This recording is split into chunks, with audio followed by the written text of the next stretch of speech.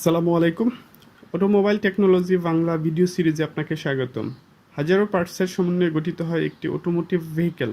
একটি গাড়ির প্রত্যেকটি পার্ট আলাদা আলাদাভাবে কাজ করে গাড়িকে সচল রাখে। কোন পার্ট কী কাজ করে, ড্যামেজ হলে কী ধরনের সিমটম দেখা দেয়, এর ফলে কী কী রিস্ক থাকতে পারে, এরূপ গুরুত্বপূর্ণ বিষয় নিয়ে আলোচনা করা হয়ে থাকে এই ভিডিও সিরিজে।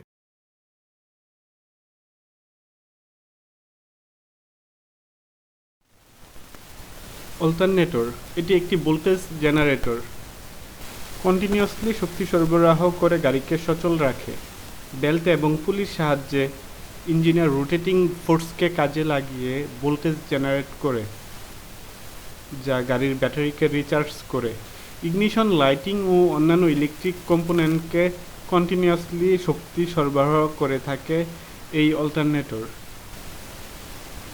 অল্টারনেটর খারাপ হলে গাড়ি চলন্ত অবস্থায় ড্যাশবোর্ডে এই সিগন্যালটি দেখিয়ে চলতে চলতে ব্যাটারি ডিসচার্জ হয়ে ইঞ্জিন বন্ধ হয়ে যাবে।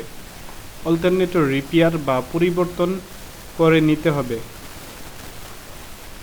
অন্যথায় গাড়ি চালানো যাবে না।